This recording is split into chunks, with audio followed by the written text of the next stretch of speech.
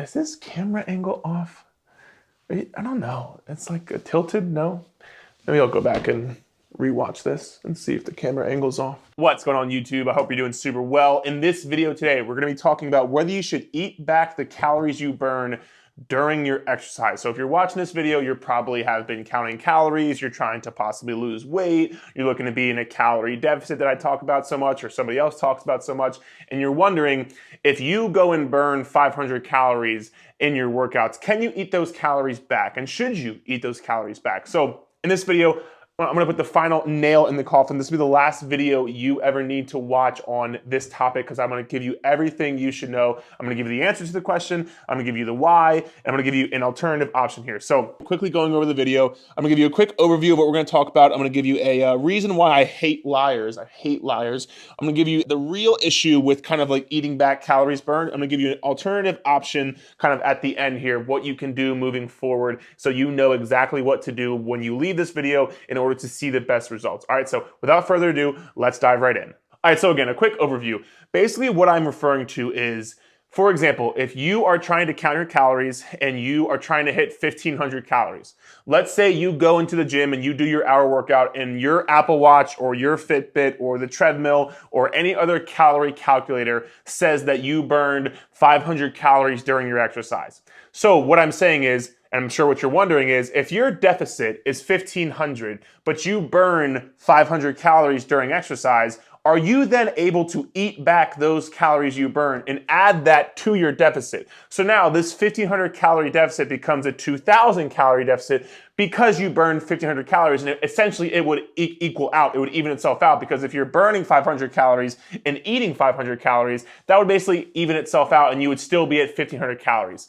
I understand where the thought process is coming from, but the reality is, the answer is no. You should not be eating back those calories you burn through exercise. I'm gonna tell you why. And a very quick disclaimer, because some people think this, I don't mean you shouldn't eat after your workout. That's not what I mean. I mean that no matter what, you should be hitting your calorie goal for that day. And I'll give you a calorie goal later here in this video. So let's talk about why.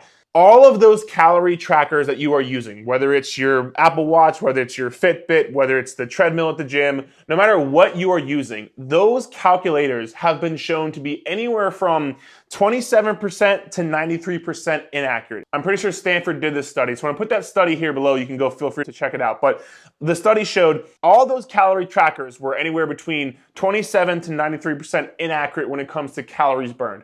They're very accurate on steps. I think the margin of error rate was very low for steps, but the margin of error rate for calories burned was through the roof, right? So let's just say, for example, you burned 500 calories, but your tracker was 50% inaccurate, right? So you think you burned 500 calories, and then coming back to it, you really only burned 250 calories, but yet you eat back 500 calories. You're now seeing where this could potentially be an issue. So that's that. But number two, I want to talk about why are they inaccurate? Everyone asks me all the time. They're like, well, how do you know this? Why is this? What do you mean they're correct? I'm going to go over a few things for you that are just kind of like some things I want you to kind of think about. Number one, for you to track your calories you burn, there is so many things that go into your calories burned. That's first and foremost. Things like, for example, your metabolism, right? Because your metabolism encompasses everything calories burn, right? So for example, if you have more lean muscle mass than me, you are going to have a higher metabolism and you are going to burn more calories than I do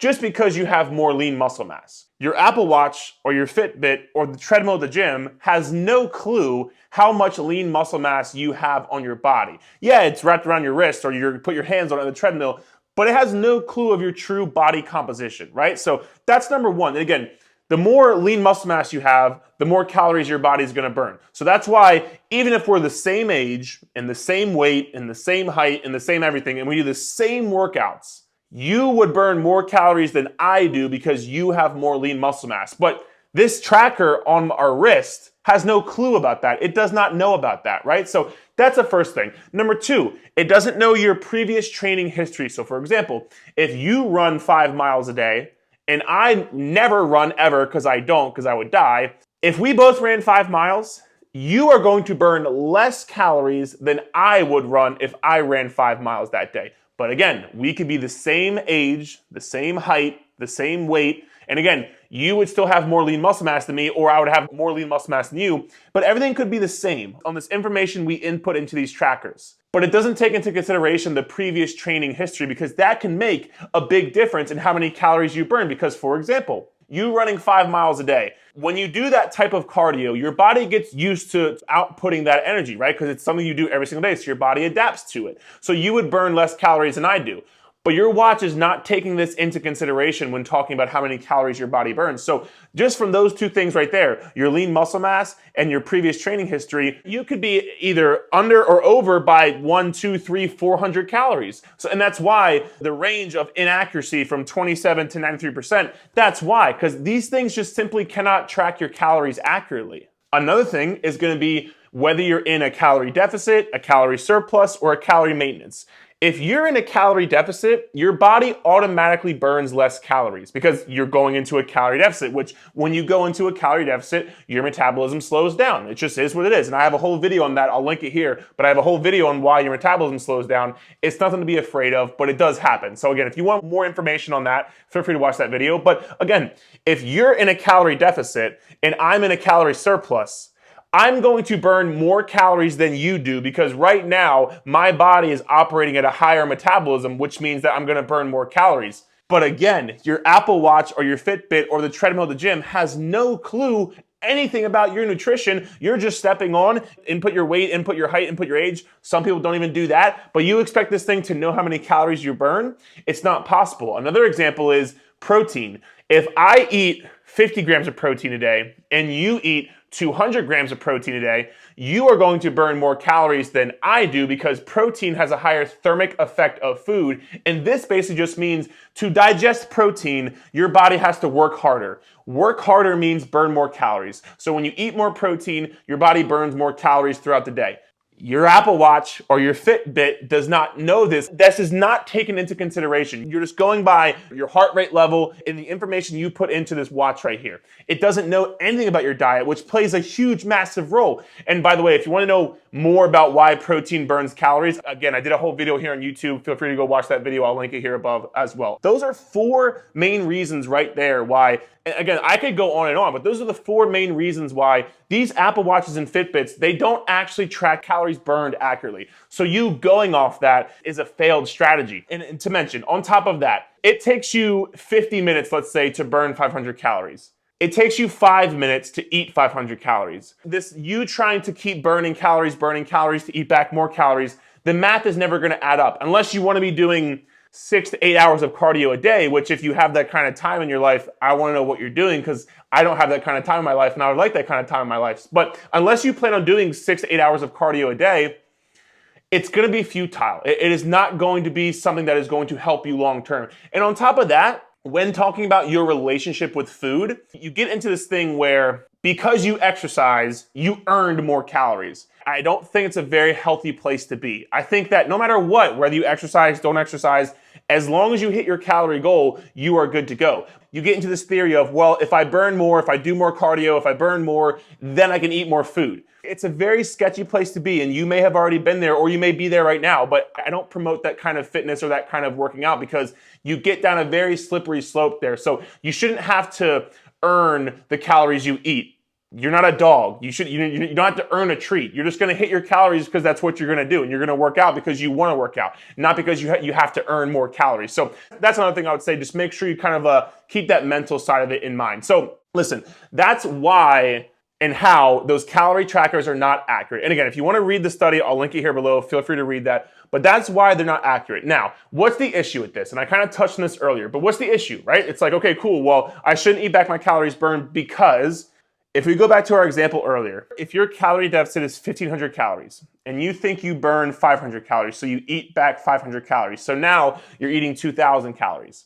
Now you're eating 2,000 calories because you think you burn 500, but you only actually burn 250 or 200 or 187 or 264, whatever the number is. You didn't actually burn that many calories, but you're eating them back. So when it comes to now trying to lose body fat, you know you have to be in a calorie deficit to lose body fat. And if you don't, you should know that. But you have to be in a calorie deficit to lose body fat. So if you are eating back these calories burned, you're no longer in a calorie deficit. And that's why you're not going to be seeing results because You keep eating back the calories you burn, which you don't actually burn that many, but you keep eating them back anyway, which is causing you not to see progress. And that's the real issue because, again, yes, you can eat after your workout, whatever, it doesn't matter, but you have to be making sure you hit your calorie number.